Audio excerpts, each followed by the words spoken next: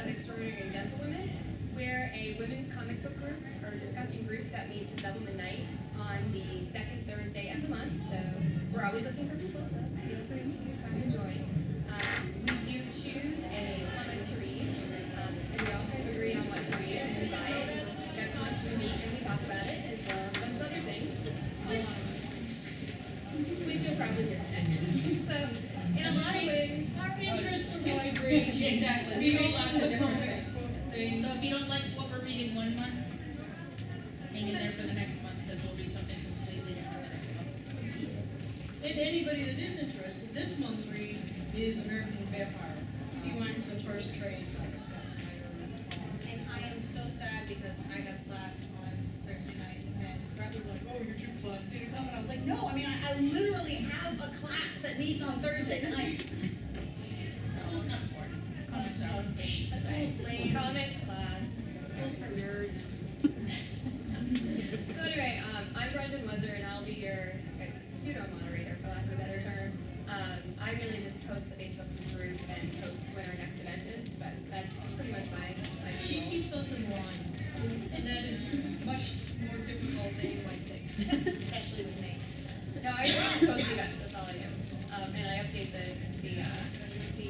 poster in the store. But anyway, so I'm Brendan Wuzzer. These are the ladies. We're going to introduce ourselves and just kind of say how long we've been reading comics. And if you could say the first comic you remember buying for yourself. It's tricky. I have not told them any of these questions beforehand, so they're going to think on the spot very much. I'll start with Megan. My name's Megan Gregory. I have been reading comics since I was in the 6th grade when I caught the X-Men animated series.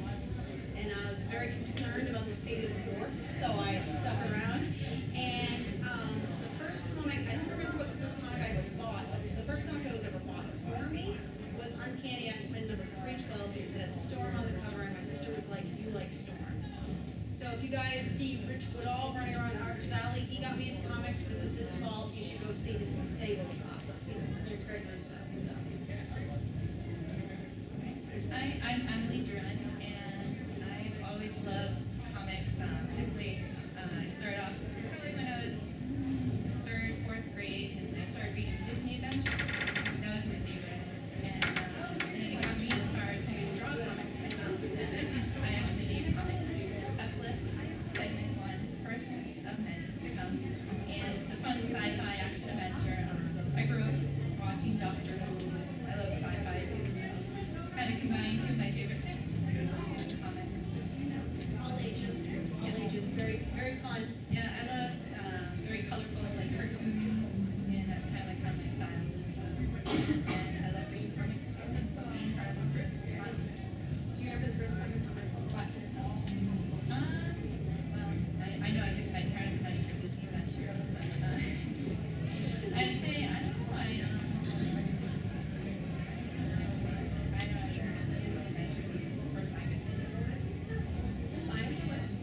I'm Brenda, as I mentioned before. I was really more in love with sci-fi and fantasy, and then, I don't know, just a few years ago, probably after our sci-fi themed wedding, I got into comics.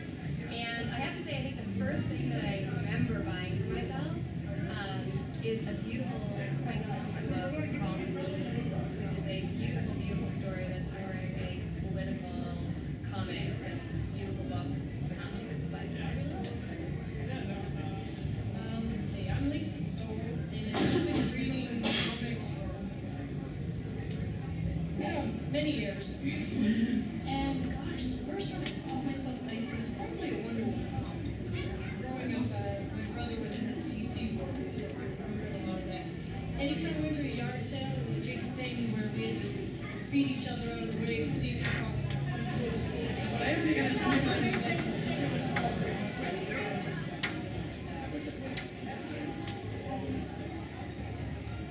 I'm Curtis, and I started reading comics only a year ago, and I got into them because I saw that there was a Kick-Ass series, and I just watched them, I was really into it, so I started reading, and now I read a bunch of other stuff, and I'm into the darker stuff like Bedlam.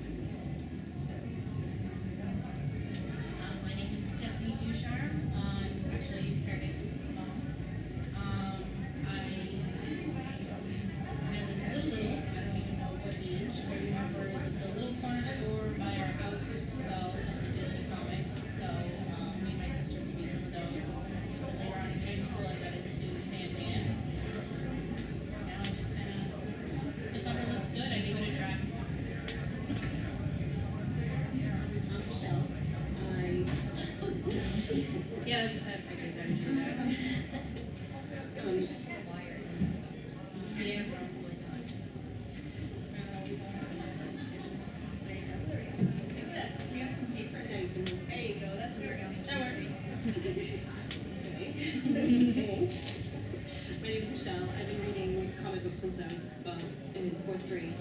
Mr. Sullivan's class, when we would have indoor recess, after I read The Richie Riches and The Peanuts and Archie and all that stuff, all those comic books that he had and these big rounders in the classroom, I started reading The Thing and some of the other comic books that were there, and I really liked them better than the other ones. So I kind of kept up that through my life once in a while. And then I've been married to someone who likes the comic books just as much, and then our daughter is even more of a comic book person. I joined the group just a few months ago, kind of a newbie, and that's why I wanted to join it because I like the X-Men and I like all the other things. We watched the cartoons since we were young too, and joining this group exposed to a bunch of different kinds of comics that I never would have thought of looking at, but with the influence. And I like branched out a little more into like the horror and some of the weird was.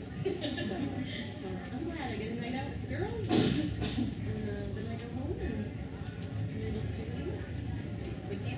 If you've ever read Frank Miller's introduction that he wrote for year one, he talks about growing up with Vermont and the first comic book he ever bought. Over there. And he's telling this story in the introduction. It's amazing. He's looking at this Batman comic, trying to decide if he wants to buy it or not. And then he goes through the whole mythology of Batman, being very Frank Miller about it. And then he ends the introduction with, the comic was 25 cents, but I bought it anyway. So I always like that story that he told, just sort of like his first comic. I wish comics were still 25 cents. But the good news is, along the lines of 25-cent comics, is I do really like this new trend of Vertigo and Image doing dollar issues for #1. Oh, yeah. Which is a really great way to just try something because you're like, oh, the cover looks pretty. Oh, it's $1. I'll buy that. I think that's why we all decided to read Saga one month, wasn't it? Yeah. Because it was Well, that's why we a did that dollar one. issue. No, that's Yeah, why we did that's that one. Oh, did you? I was glad, a dollar issue. I was glad we did Saga because I had been picking up all the issues because I love Brian K. Vaughan. I just hadn't gotten around to reading them yet because I have such a stack, so I was forced to read it. And now I'm caught up.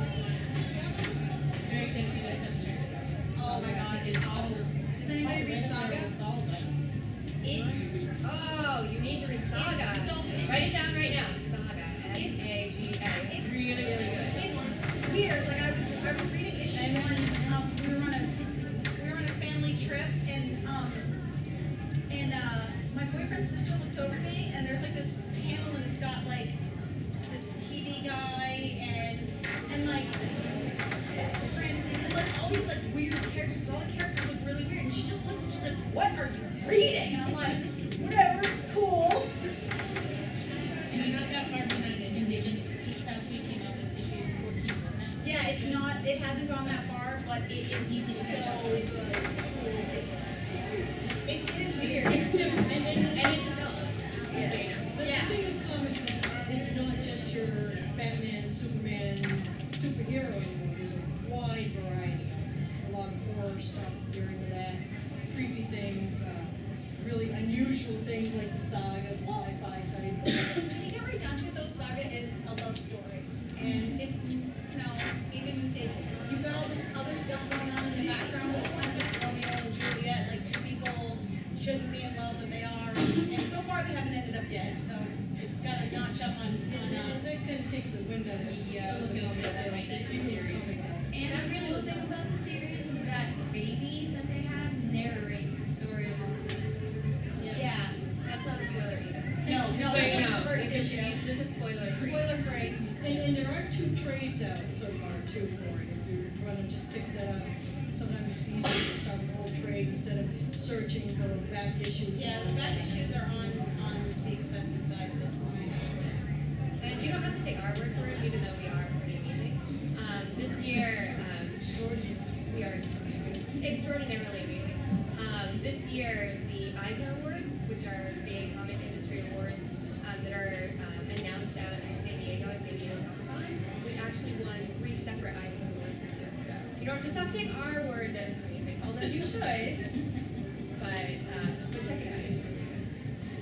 Along those lines, we also had something that was another dollar comic, but there's some split feelings among There was a panel. schism. There was a schism. There was a little bit of split. The other one was Bedlam. I really like that series. I rage quit it in the 3rd issue. I didn't even make it to the third issue. That first issue was like It's really bloody and gory, so if you're not into that, you might not want to pick it up. But if you are, give it a try. Do you want to give us a little recap on this about what that means? Yeah, I'm just trying not to spoil it. It's about a serial killer who decides that he doesn't want to be bad anymore. So he decides to like be who he really is and go and help the police officers catch other serial killers because he has the knowledge so he can help them catch serial killers and do it and make it. It's about him writing his comics. Tale of redemption in some respects.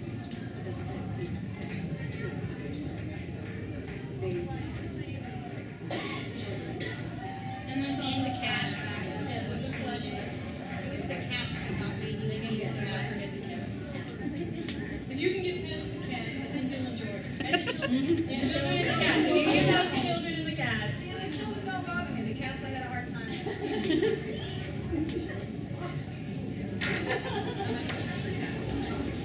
Hey! Yeah. It's like being late to science class. You just sneak in.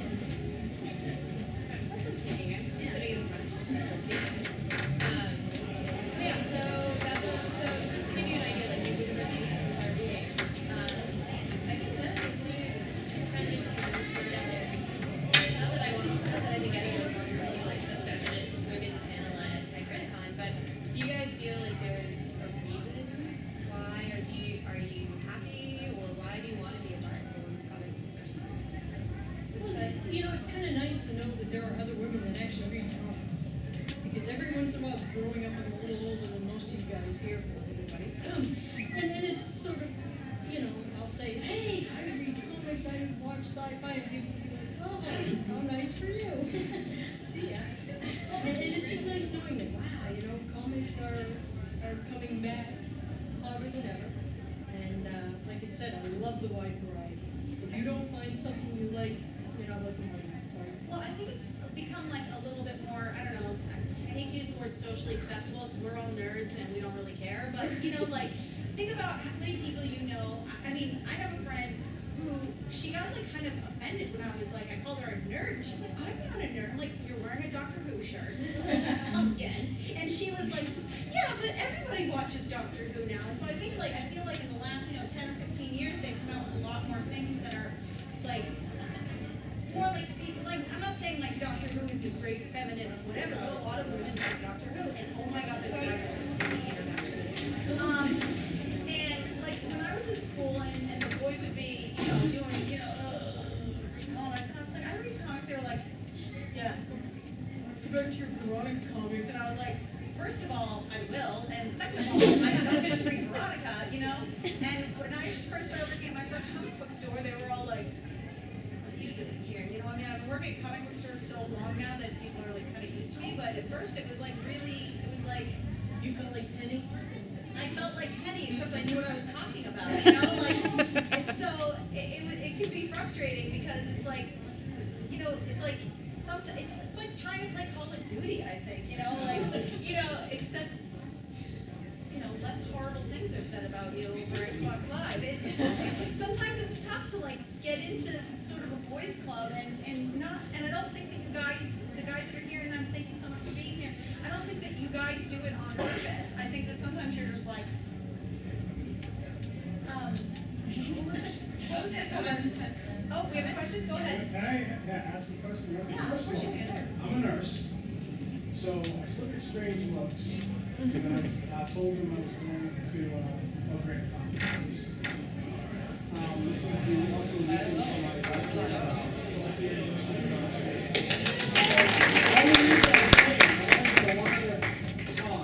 I came because of you guys.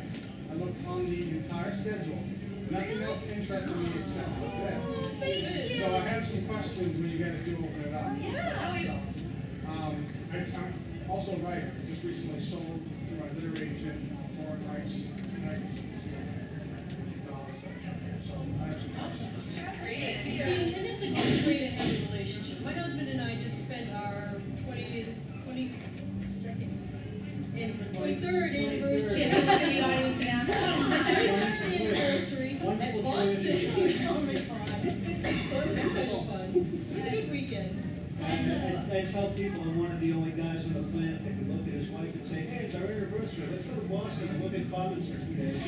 She doesn't hit me. Yeah, and actually, see, and I have the opposite problem. In my house, my husband does not read comics. I go into the comic book store every Wednesday for the new comics, and I'm always like, shh, don't tell my husband how much I spend because he would kill me. Yeah, it's just, he has utterly no interest. He is home washing my car today, and he is happily doing that. And he's like, you have fun, and let me know when you need me to pick you up. Yeah, actually, my husband and I write comics together. So, yeah, we're working on our comic book together side by side. Yeah, I think that's really great to have that team. You can talk to someone about it who understands you. You know, it's a good collaboration. And if you wanted an opinion on yours, if it's ready, we also read independent comics. Yes. Yep, so we checked out Emily's before Emily sent hers to print. Yeah. So we're open to reading anything. My other half is not much of a comic book guy. You know, I come in every once in a while. He's mad at me because I'm behind in Thor right now. But usually we sit there and I'll read comics and he paints his Warhammer stuff. So it's like you can kind of hang out and be nerdy together. But he won't take the Doctor Who travel much more because he's afraid he's going to get outed as a Yeah, and I also want to say I think it's kind of funny too that it seems like even the art part of it, a lot of male dominated seems like in the whole comic industry. Whenever I tell people that I do comic books, they kind of look at me like, huh, really? Like you did that? And it's like people don't really associate like a woman doing this stuff. I don't know.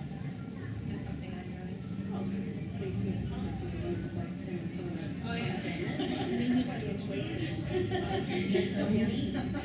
And they're gonna have some sort of special super glue for those costumes.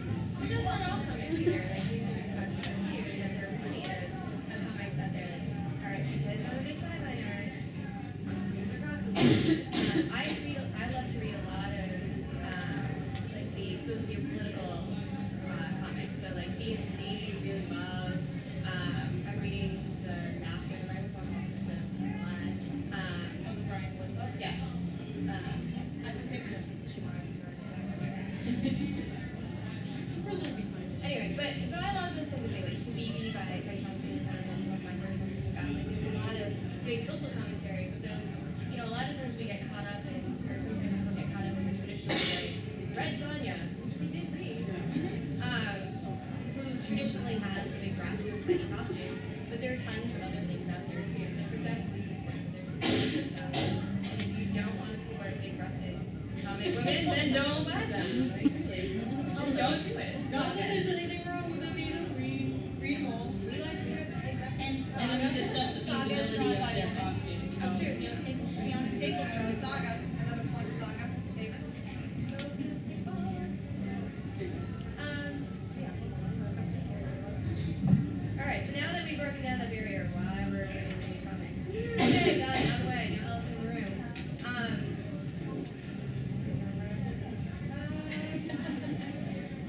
Oh yeah, you guys can ask us questions too. We don't really have any big, crazy scripted. First question, what, for each of you, what is your favorite female character in comics of all time, and one intrinsic quality that drew you to them, that maybe has propelled you later on into your writing, to keep reading, something that maybe was the catalyst for just your love of comics and going forward. But, yeah, I'll give you an illustration. For instance, I think Huntress is she's phenomenal, especially the latest incarnation of Green Arrow, the TV show. where she's like not afraid to be crossed out, she's able to actually be sensitive.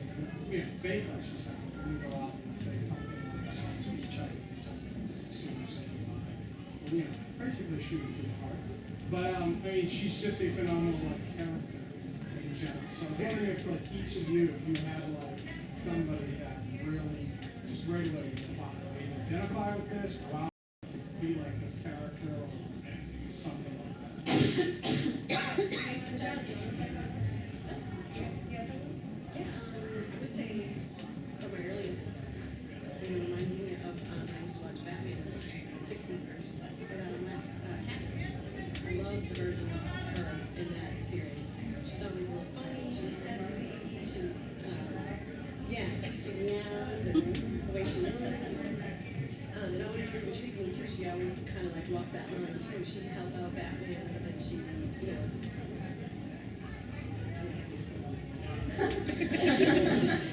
but then she would like do the opposite at the end to prove that she was still who she was.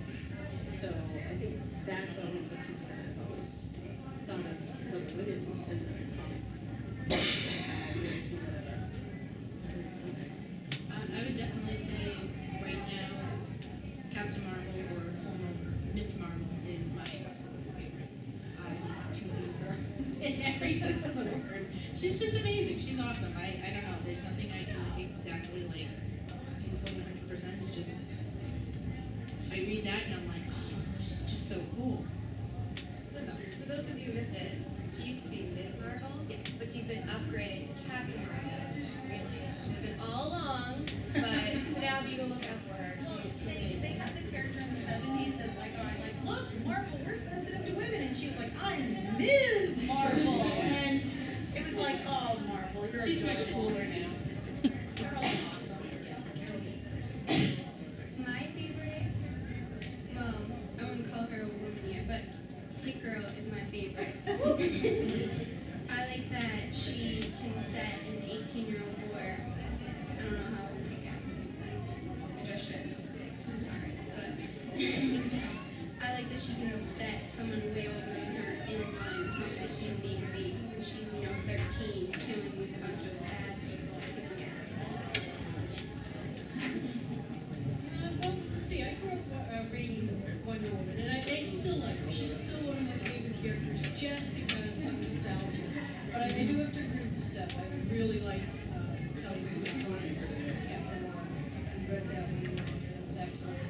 The writing was perfection, the art was good, the character itself was just phenomenal. Kelly Sue's writing books too. Yes. Another good book.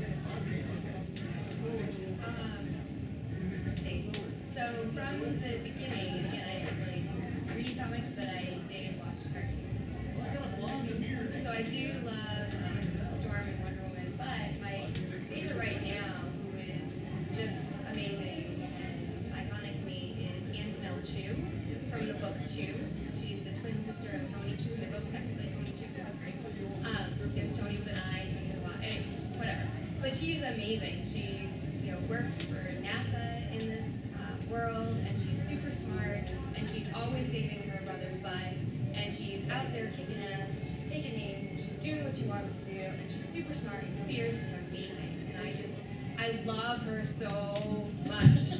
I cosplayed as her, and now buying singles of it because now there's all I'm talking about her. So anyway, but she's just amazing, and she's just a smart, fierce woman who's a great character, but also just amazing. So yeah, Antonelle Chu. From the comic book Chu, C-H-W. And I have to say, Wonder Woman, I used to watch the show too as a little kid, and I just always thought she was so cool and very strong, and here's a woman when they had all these like male guys like G.I. Joe and stuff, which were all cool. The G.I. Joe and stuff. But anyway, I always thought Wonder Woman was my favorite. Yeah, and she had those bracelets. And then She-Ra. Yes. Oh, She-Ra. She was my second. I had 2 times. Have you seen She-Ra? Oh no, I know. Oh my goodness, she's amazing. Have you seen She-Ra? She's a professional cosplayer. She's cards. Wow. She's amazing. No, we took our pictures together. It's awesome. Yeah, She-Ra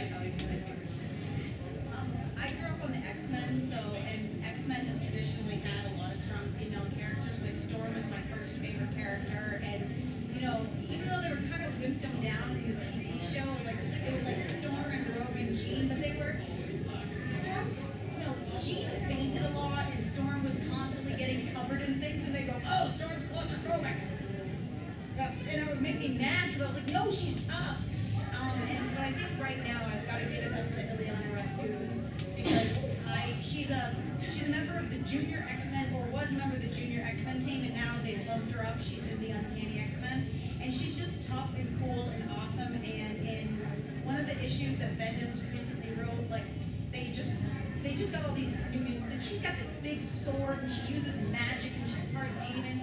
And one of the new mutants that they get, he kind of is like looking at her, and she just looks at him, and she goes, "I will break you in half, little boy." And I was like, yes! I was like, she's awesome. She's not gonna like do something lame, and she's just so cool. I love Ileana, and she's so tough, and like she never wimps out on anything. Go ahead. What was your gateway into Joining this Do you want to know our like primary nerddom too at the same time? That's good. Primary nerddom.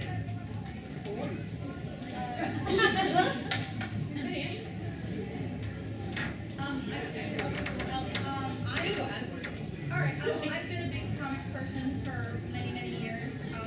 I also like to game and do Doctor Who, but really for me, it's always been comics. It will always be comics. I remember when I was in high school, my stepmom was, at some point you're gonna have to throw those comic books away and grow up, and I was like, I will not, and here I am. And for me, I always would stay up till midnight or so playing video games, Nintendo, all those. I just was a big video gamer. I love playing video games. So. I grew up as kind of a tomboy, and my dad and I would watch creepy movies, creature double feature, all of that stuff. Who doesn't like those traditional things? And it seemed like everybody was reading comic books around me. My brother, like I said, we had a little competition one time at the yard sale. Who gets the comic book box next? So we've always seen, it seems to me like we've always done stuff like this. Doctor Who, I watched that from the age of 13. It's a good way. If you babysit kids, it's a good way to keep them in line. Play Doctor Who. A lot of imagination, keeps them quiet, hours on end is marvelous. I trust them. It's experience and stuff that works. I've always read a lot of books, so when I found out that I could read comics without being bothered by comics, I cut out the books and I was reading instead. What were your first novels? Kick-Ass. I think I was always kind of more like a closet nerd. I was kind of like into Catholic school, very strict. Things like bringing a comic book into school that was absolutely no need. They really the stereotypical nuns they need smash around. Yeah, Stephanie, I didn't even know how to read in high school. I've known Megan for a long time. She was the I nerdy helped little her as a freshman that baby, followed us around as so- seniors. Yeah, I held Paradise when she was a baby. Yeah. We're all old.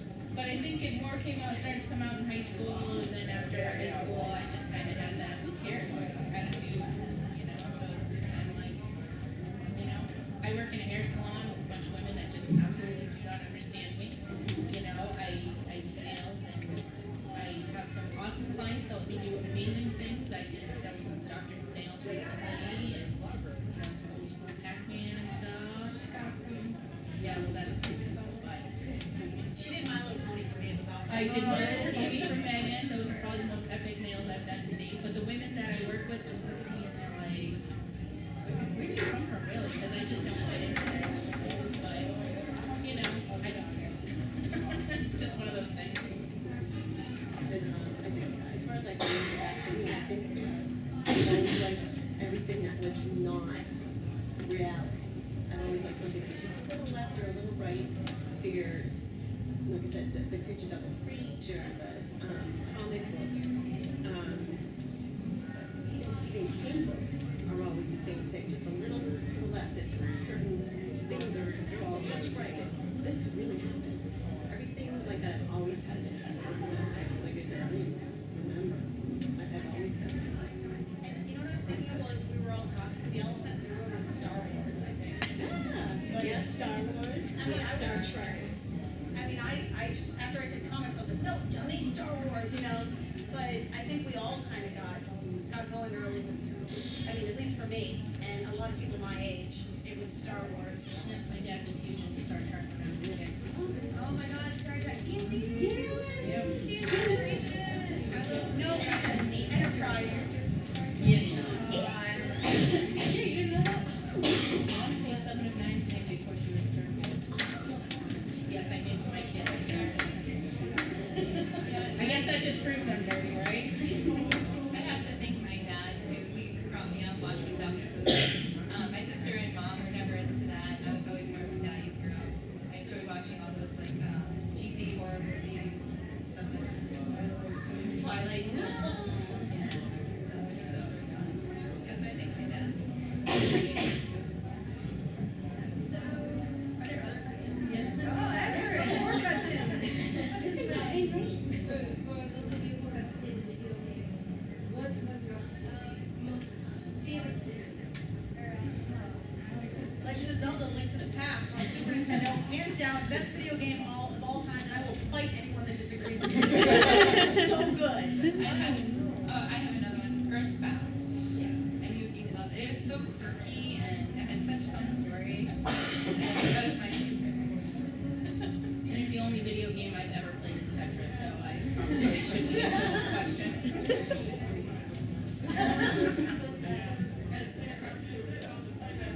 How do you feel about games now?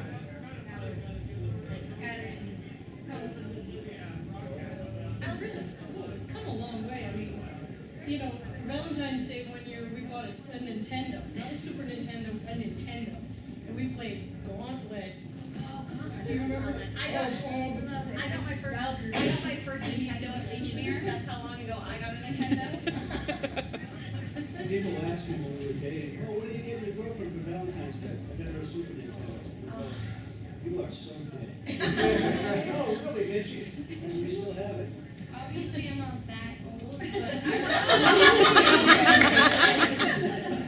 I remember, like, I had a Game Boy growing up, and just looking at the graphics that it had then when I was playing my little Barbie spy game, and now, like, looking at the graphics for The Last of Us, where they look like real people, it's amazing. Wait, the Barbie game you're talking about, is that the one where she gets to ride a boat through Paris and she's Yeah. a part of it? I played the game when I was little.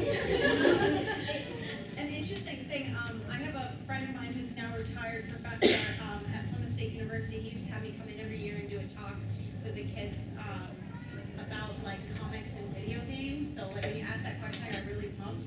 And the big point that I would make is that not only have the graphics improved, but the storytelling has really improved, and it's so good now. Like I was talking to, they had a whole segment on NPR, like on word of mouth for like 30 to 45 minutes, just about the new Grand Theft Auto game. And I was like, first of all, it was people on NPR, and they're like, yeah, so anyway, Grand Theft Auto 5 is out this week, and I was like, world's colliding.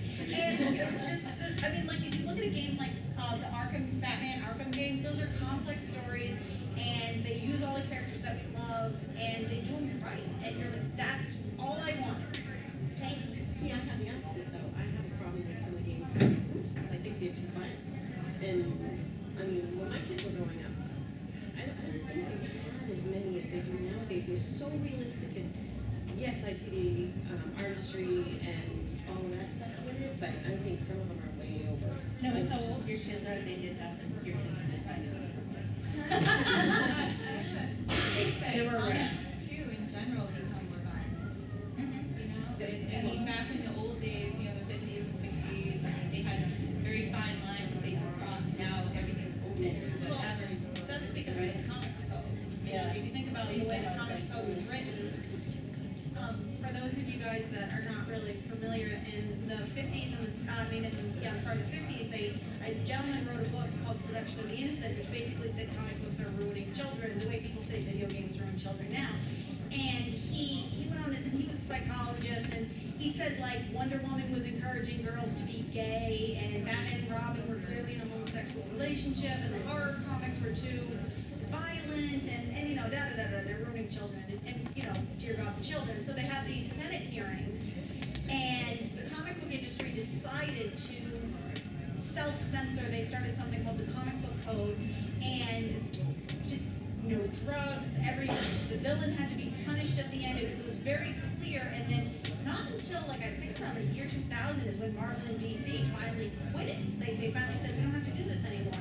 And you know, because I think they were looking out more for like I mean obviously Vertigo never had the label, but like the Marvel and if you listen to Stan Lee, they actually didn't have an issue with the code on it because they had like Spider-Man, it was like Harry Osborn was doing drugs or something, and Stan Lee was like, we were afraid the world was going to end if we didn't have the CGC logo on it, but it was like, oh, it's not code approved, nobody cared, you know, but they still kept that around for so long because they were afraid that the government would come and be like, oh no, comics are bad, but I think we're so small now that they don't care. You know, people have always settled on something. In the 90s, it was D&D. You know, oh my God, you get these people pretending to be these characters and they're violently beating up things. I had a friend who wrote for TSR, temporary, part-time, and he'd go to the high school and address the issue with parents, and he'd say, well, let's see, you get your kids, they're using math skills, they're using creative skills, they're doing reading. How is that bad? I mean, it's just, it's a context. If you see the Man of Steel movie, this goes off the violence factor that I'd like to hear a little bit more about. If you've seen the new Man of Steel movie, you've noticed how the whole city of Metropolis falls to the ground. And small. And you also get, you've got that whole city falling to the ground, but you also have Lois Lane, who in that movie has like. She's such a wimp. I'll say it. She's a wimp. She's such, and she's so mad. Because at first when she's in there, she's like, oh, I'm doing all this reporter stuff, and I'm checking it out, and Detective Stabler doesn't want me here, but I'm here anyway, and da-da-da. And then she got knocked out of the ship. And then she's like, oh, I'm just going to do what Jor-El says. Hee. It's like, come on. Lois Lane has been hoodwinking Clark Kent since the 30s. Like, she would always be like, oh, Clark, whatever. You know, and she would trick him. She was awesome. And she never had superpowers, and she doesn't depend on Superman for jack. She rules. And then all of a sudden in this movie, she's like, oh my God, you just killed someone. Let's make out. And I'm like, what are you? I think the line is, I thought you were never supposed to kiss a man on your first date meeting him, and he goes, I think it's different about it. Lame, I hated that. I was so angry. I ruined the movie for the people I was with. Like, I went to go see it with my boyfriend and my friend hated it as much as I did. My boyfriend was like, you know, there were people who already watched that movie that aren't in comics like you. And I was like, well. That brings up a, sorry, I was gonna say that brings up a really good question, and now we kind of like accidentally crossed over into the realm of comics and movies. So how are you feeling? We just talked about DC's one and only. Yay, DC, good job. But there's also too all the Marvel movies, and how do you feel? And Kick-Ass just came out with their movie. So how are people? And I know we've got some loved fans for Kick-Ass and a lot of Marvel Avengers people here, and X-Men and Wolverine. So how do you guys feel with, or how do you ladies feel about the crossover and how people are and when the first X-Men, I'm sorry, I'll let you get your question in, I promise. When the first X-Men movie came out, part of me was a little disappointed. The other part of me said, yeah, they're taking 40, 50 years of comics and condensing them into 2 hours. So I knew I had to be forgiven. But it's really hard on them. That didn't happen. She wasn't like that. What the heck's he doing in that person? And it was really hard not to approach it from that, you know, to just kind of step back and say, this is new, this is for people that have been reading the comic book for the last 40, 50 years, whatever. So it's tough. You want to see your characters from the comic book portrayed there faithfully, and sometimes they're not. I thought Halle Berry had a personal vendetta against me because she played Storm, and then she went and played Catwoman badly. And I was like, Halle Berry, what did I do to you? You know, I had this joke for a while that she was going to be in the Deadpool movie just to upset me at some point. But I mean, if you look at like Joss Whedon loves awesome kick-ass women, and then what did he do to Black Widow? He made her awesome and kick-ass because, you know, when it all came down to it, it was like everybody, like, she's the one that figured out how to in the Avengers movie, how to, you know, close the portal. It was her. She wasn't like, you know, I mean, Captain America's doing his thing, and Thor's running around, the Hulk's doing his thing, and it's awesome, but it's like, Black Widow's like, wait a minute, and she does her thing, and I was like, go Natasha, and that's why I love the stuff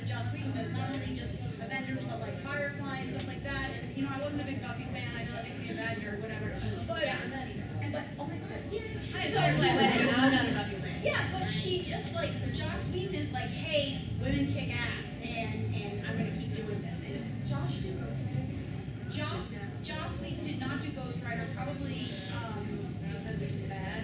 Was it bad because they caged or was it? I don't know, I didn't see it, I try not to watch bad movies. It's fault, but it had a lot to do with it. Yeah. When you only have one face, it's hard. They cage. I think when it comes to like comic books and like movies and shows, like it depends because a lot of them try to like branch off and not follow the comic books. Like in Kick-Ass, it doesn't follow the comic books exactly, especially if you see the second movie. And when it comes to The Walking Dead, they totally branch away from it. But I think it's a good thing because then you don't see what's coming if you do read the comic books. So. Did anybody see Shield? It's on Hulu. There was an event that was. I was gonna bring up, I don't know if you guys have heard any of pre-production news or if this is not going on at all. What Marvel female character do you think deserves her own film? Carol Danvers. Yeah. Yes, Hands down. Carol. I'd like to see that. We're big Carol people. We love Carol, she's awesome. She is pretty awesome. And But Carol's pretty good. if you think about it also too, I'm just sort of thinking like other Marvel movies, like, in Captain America, Maggie kicked ass too, she was great, all the women they have in the Marvel movies are usually pretty good, I mean, I'm talking about Marvel Studios, I'm not talking about, whatever, but like, even Pepper in the last Iron Man, Yes. I was like, did Pepper just kick ass? I was like, You got 5 minutes. yeah, she got her, well, 5 minutes of asking. All right, well, we are at the quarter of mark, so I know a lot of people want to go to the costume contest, so we have time for, I think there are 2 hands up, so we'll have time for 2 more. yeah, I was curious as to what you guys felt about a lot of the chatter around, I guess a lot of movies I say that like DC is reluctant to make a Wonder Woman movie because that she's not strong enough to stand on her own as a character over a series of franchise. Well, Joss Whedon wrote a script for that movie. I mean, that was back when everything Joss Whedon wrote was canceled. So I can So it understand. must be cool. It's probably great, you know what I mean, if they would just give it another look, but yeah, I mean, Diana is tough though, I mean, Gail Simone had a rough time writing her. I think part of it too is, especially from a movie perspective, you have to figure out, like, is it the Megan Foxes of the world that you want as Wonder Woman to like market, or do you want like somebody who's unknown and gonna come in and play like what they're doing with the new DC-52 right now, more of the legendary like Amazonian like awesome Wonder Woman who might be a cross-dresser like as my Wonder Woman. So I'd rather them not put the Megan Foxes of the world and screw it up. But you know, I mean, even though she's an Amazonian, she's still very feminine. I mean, there's this thing where people seem to have this view that if you're going to be a tough person, you can't be real feminine. And I think that's where you get your large-chested comic book women. Well, Injustice played her really good. In Injustice, Yeah, she was strong, she was extremely one of my favorite Golden Age panels ever with Wonder Woman, it had, like, she was getting her, whatever, and the panel said, like any other girl with new clothes, Diana, I cannot wait to try them on, and I was like, yes! But see, they gotta do it right too, because like they tried, what was it, not last year, but I think 2 years ago, they tried to bring Wonder Woman like to TV. Oh, yeah, that was a train They tried to wreck. change her costume, and there was a huge backlash for the costume, and. Oh, with her Jim Lee. But yeah, they tried to change it too much, and so it just never even made it to TV because they were just trying to screw it up before it even began. So. well, it was I think David E. Kelly was doing that one, right? Yeah, I think he was. Yeah, I don't see him as a I don't great see him. director. And let's not discuss the short-lived Birds of Prey TV show. It was on the radar. one of the most miserable experiences of my life. I think I have PTSD from it. Go ahead. Oh, I just wanted to say, what would you think of Gina Torres as Wonder Woman? Yes. Oh my God. If you don't, that's the woman that played Zoe on Firefly. Oh my gosh. How awesome would that that would be. Okay. She was on some other show and she was a wimp and I got really mad. Someone was watching 24 and she was like, Yeah, it was horrible. and I was like, no, that is silly, you know. She's also, that just shows you how good an actress she is if she can play these different characters. You don't want somebody playing the same thing all the time. Must be really hard to watch TV with you, Megan. I think we have one more. You've been waiting very patiently. I'm not pleasant to be around. All right, we've got one more so everyone can get to Yeah, sorry. get a good seat in the costume. The first one was like an extension off of what you were saying that the Marvel Studios do a good job portraying women. The Thor movie, his girlfriend, I don't remember her name, but she was Foster. yeah, she was very disappointing to me. The love scenes in that movie were very forced. They felt like awkwardly placed, and like he kissed her like right before they were gonna fight something. I was like, was that really necessary? She was barely in the movie. For Well, one. Jane is a Silver Age character that Stan Lee came up with, and she was because that was when Thor was a doctor. That was where the Dr. Donald Blake joke came from, and she was always like, "Oh, Dr. Blake, you mustn't work so hard." You know, and she was this sort of moony Stan Lee character. So what they did do with her was an improvement, but it definitely could have been way better. Because in that one she's a emergency. Yeah. EMT. She's pretty badass in that. Yeah, she's pretty incredible. She's like Maria Hill in that one. And then what's your favorite female supervillain? Yeah, she sits there in her house. Catwoman. Boom. And Yeah, probably Catwoman too. But especially the Julie Newmar Catwoman. I might have to say Riley since my daughter has a tattoo. I do know the new Suicide Squad. It's just awesome. I was a little concerned about the outfit. But I was really concerned. But I do love Catwoman. I can't help myself. And I don't care how she's drawn in New 52 either, because she's awesome. There. I'm sorry to only talk about Kick-Ass, but I love Mother Russia. I thought she was so badass. I'm leaving out a supervillain, like a lesser villain, or like a supervillain woman. It's making me angry. I don't know. Emma Frost. Boys and No, not Emma Frost. Ivy's good. I love Ivy. Yeah. Ivy's so good. She makes me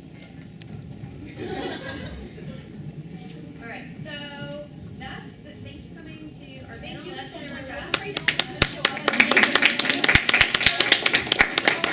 Tonight, so like us on Facebook or just show up second Thursday of every month. What time? 6:30? 6:30. Yeah, there's usually some bad snack and then